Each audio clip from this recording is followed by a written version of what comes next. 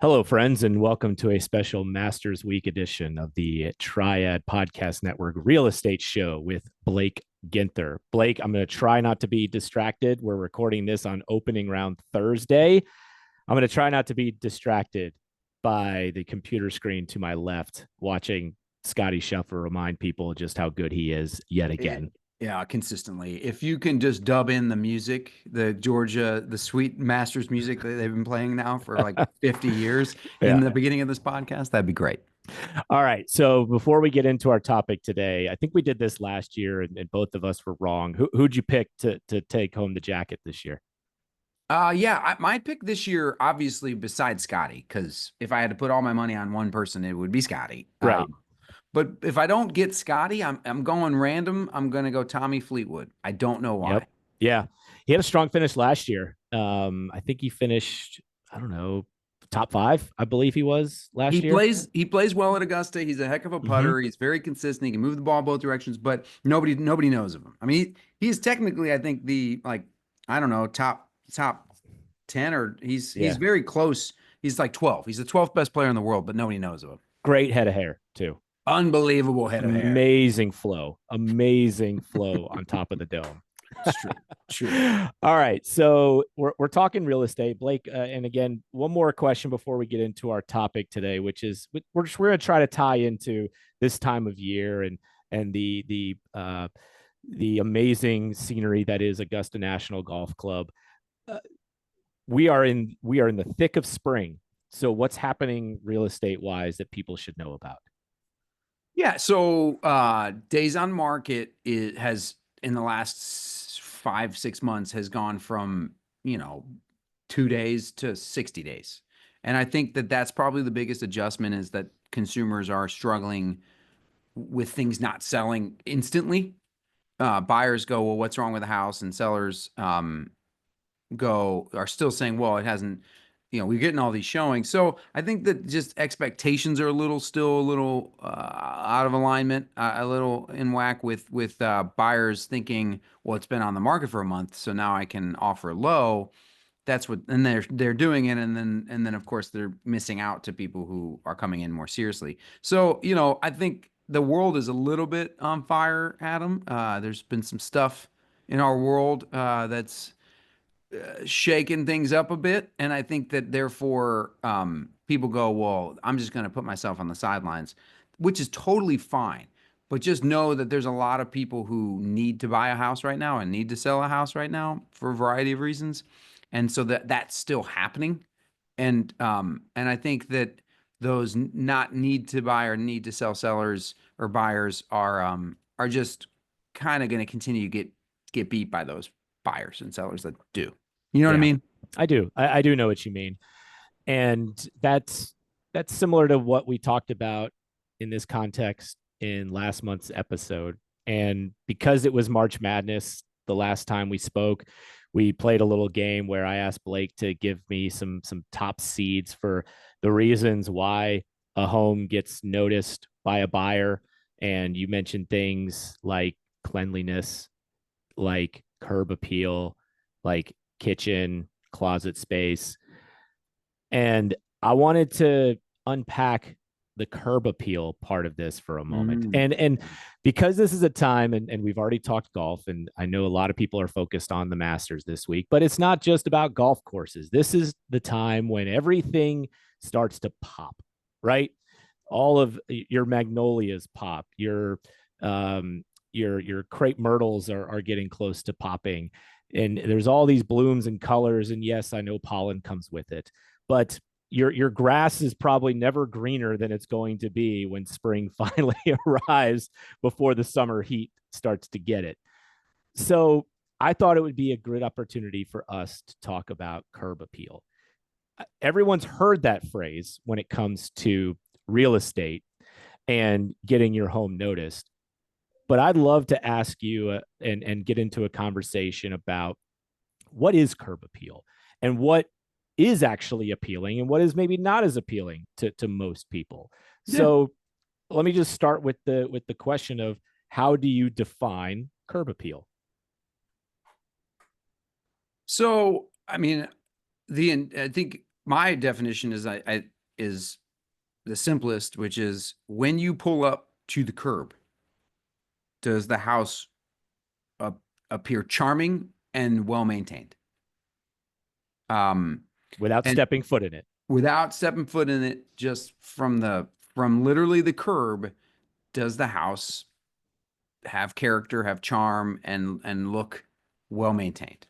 Um, and I do think that the challenge with that is depending on what season we're in, that can be easy or tough.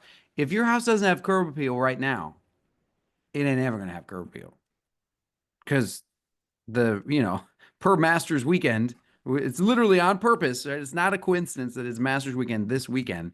They wait until the azaleas are in bloom, right? They wait until everything is in bloom in Augusta, Georgia, and our climate is not terribly different.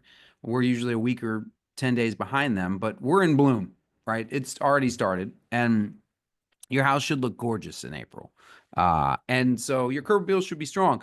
I get this. The most common question I get about curb appeal from sellers, though, is, do we have to, we got some bald spots in the yard. Do we have to do anything there? And mulch or pine needles. And what I'll tell you is purely for selling. And I know this is as a northerner, Midwestern kid, we didn't do pine straw. And when I moved down here, I thought it was the strangest thing. And now what I'll tell you is pine straw.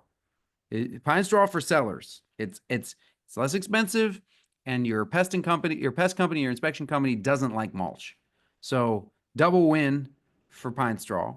It's easier, quicker, and then throw down some seed and hay on your bald spots. Make it look like you're trying, and that's all buyers can ask for.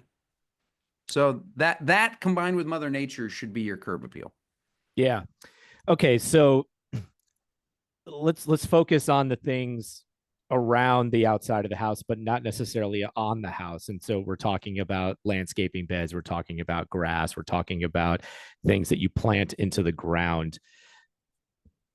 Green grass, I mean, making sure that your grass is green, full of weeds. How much do people pay attention to the lawn? It's funny. I think it very much depends on location, Mm. right? I'd say half of Ardmore is clover. So you get a pass in certain neighborhoods, and West End is shoot, half the neighborhood is concrete. So you get a pass on where you live. But if you live in the suburbs, or like in a neighborhood like Sherwood where people move there because of the size of lots, although grass is tough with all those big old trees, it's you definitely, if it's not green, throw down some hay and make it look like you're working on it being green. But I do think that this time of year, the grass is should be green, or at least effort should be shown. And pine needles, I get that maybe they're not as practical as mulch in terms of what they provide for your soil, for your plants. But if we're talking curb appeal, it's not even a question, right? Pine needles greater than mulch. 1,000%. The aesthetic, freshly laid pine needles when they're all fluffed up, and some people don't love that look. I get it. I respect it. But the reality is the average buyer does. It's less expensive, it's quicker, and your pest and general inspector will prefer it. So check, check, check. Pine needles. Yeah. Make sure your beds are free of weeds, right? Make sure they're free of weeds, and/or get those pine needles over them before the pictures are taken. Maybe would it be a good idea to have just a storage of some extra bales of pine needles so that you can lay fresh ones out in certain spots before showings? I mean, look, if the company does a good job, they put down so much now that you can go out there and fluff your needles anytime. You can fluff your needles. I think we got the title of this one. Fluffing needles. That's right. Okay. Anything else about the yard? that people maybe overlook when it comes like a mailbox or anything like that? Mailbox, I would say that power washing of concrete is often overlooked because especially this time of year where we're coming out of like the rainy cold season where the algae just thrived, or if you have a northern exposure that is visible, it probably has algae. Um, so power washing the sidewalk, especially the driveway and or sidewalk. I did a power wash of my entire home. Like I literally washed the home. By the way, it did make the house smell good Mm. and then sparkle.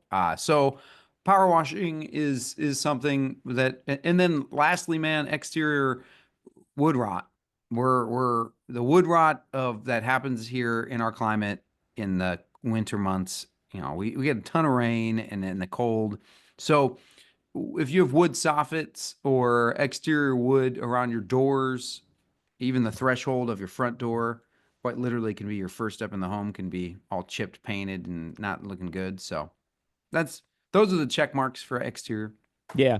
Let me ask you a return on investment question because you mentioned driveways.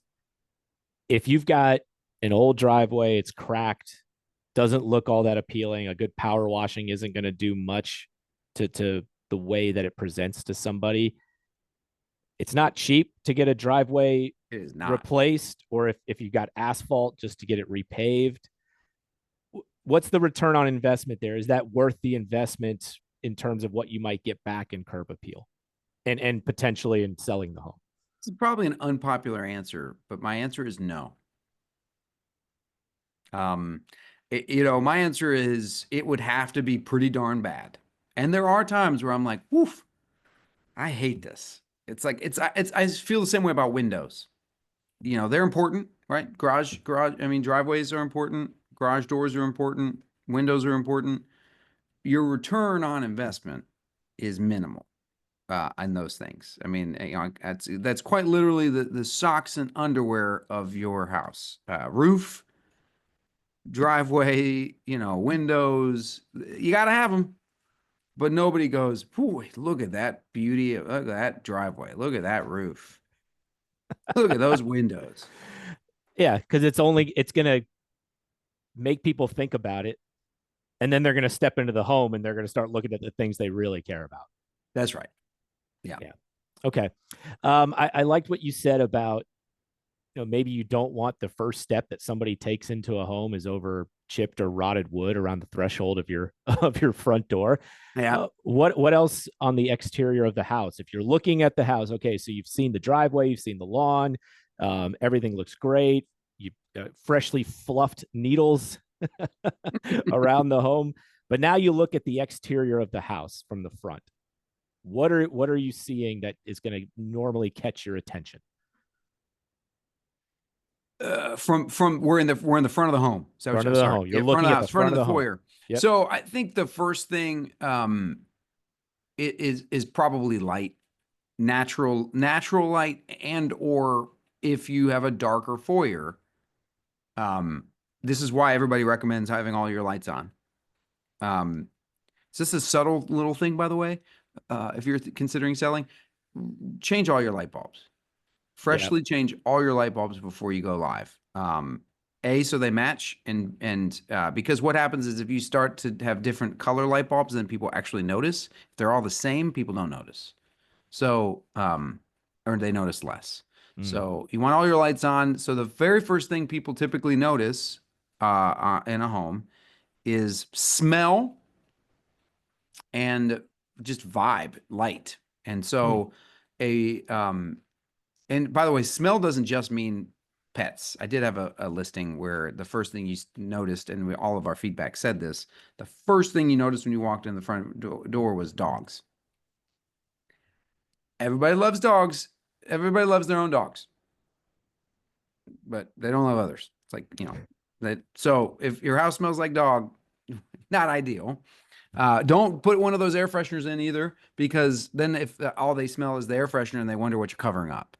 So Mm. in a perfect world, I would say people maybe if they burn candles for a little bit, but then they let the air out naturally, and several hours, and so there's very little smell.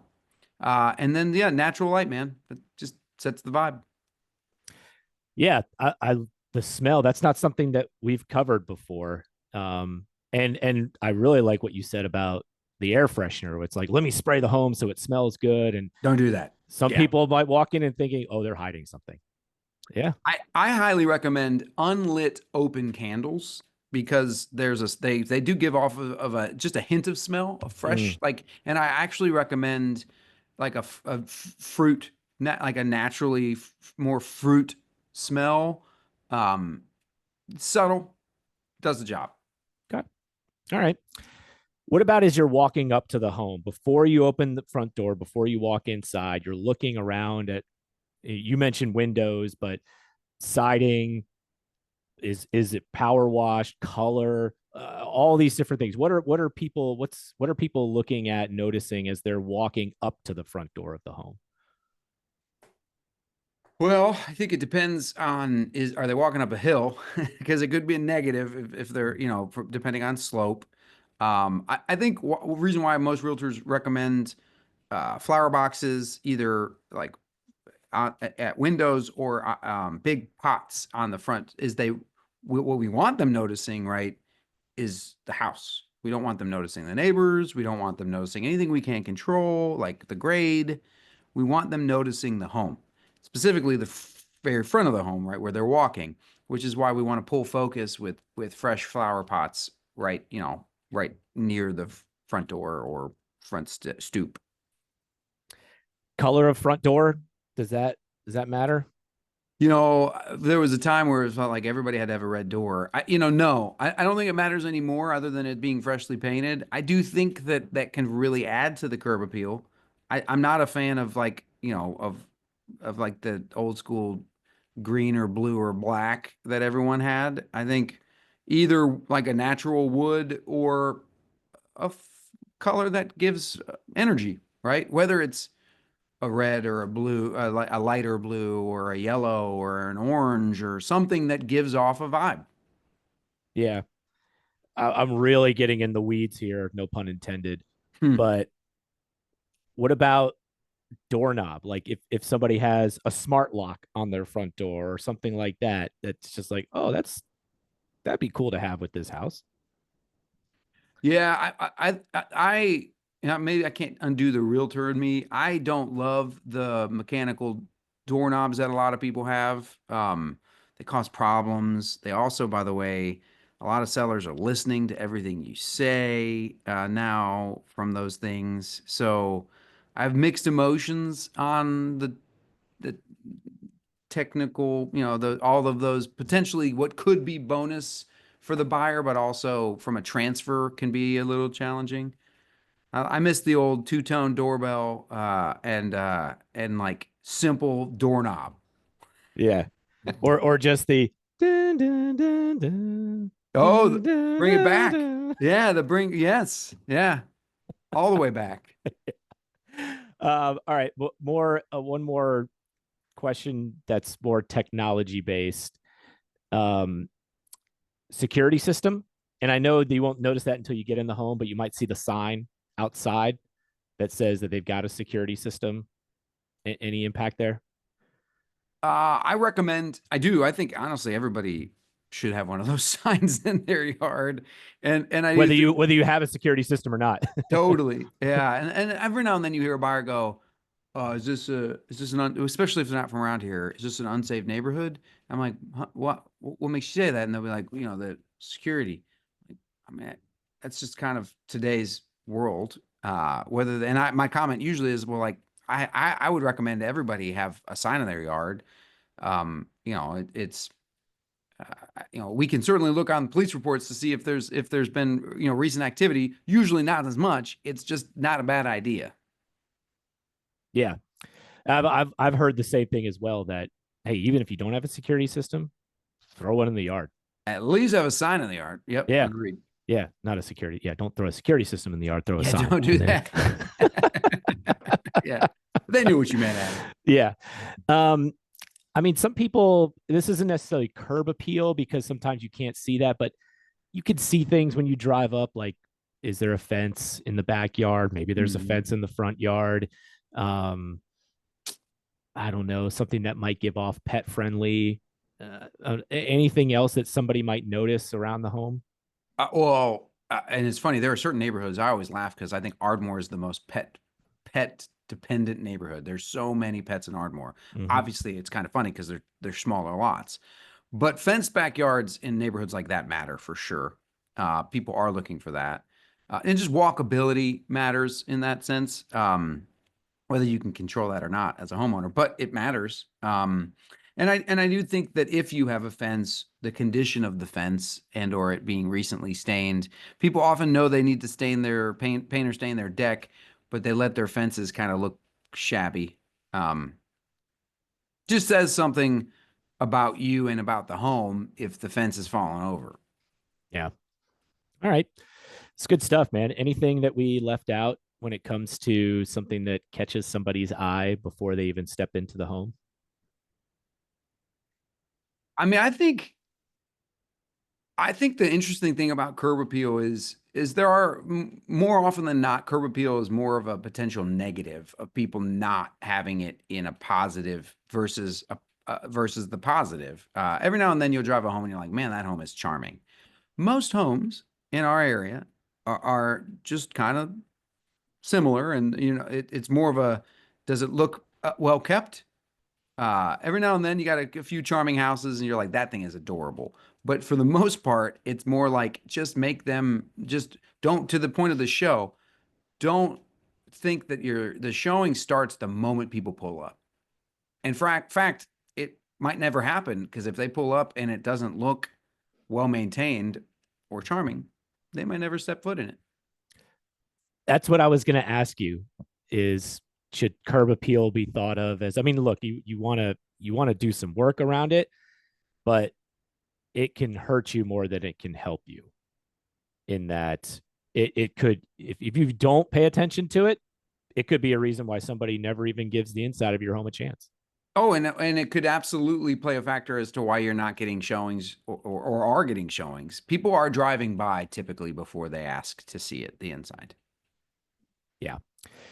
But to your point about driveways, don't invest a lot of money because that's not going to be something you're going to get that back in the price of the sale. If you need to invest money in something, do that inside the house rather than outside the house. But you can make modest purchases like pine needles and weed killer and things like that. Yeah, and you can look, you can fill, you can raise the concrete slab by, calling companies that do that, right, without having to replace your entire driveway. You can minimize the defect versus replacing is what I would recommend. Yeah, well said. Okay, my man. Well, I appreciate it. This is a topic I've always been interested in because everyone, I think, knows like I said, knows the phrase curb appeal, but maybe haven't had a chance to really dig in. Again, no pun intended, and think Nah. about it. But thanks for answering all my rapid fire questions on this I one. hope this fluffed some people's needles, you know? I mean, Oh, I feel needles being fluffed out in the podcast space as we speak. I hope Yeah. so. All right, my friend. How can they find you and your wonderful team at the Ginther Group?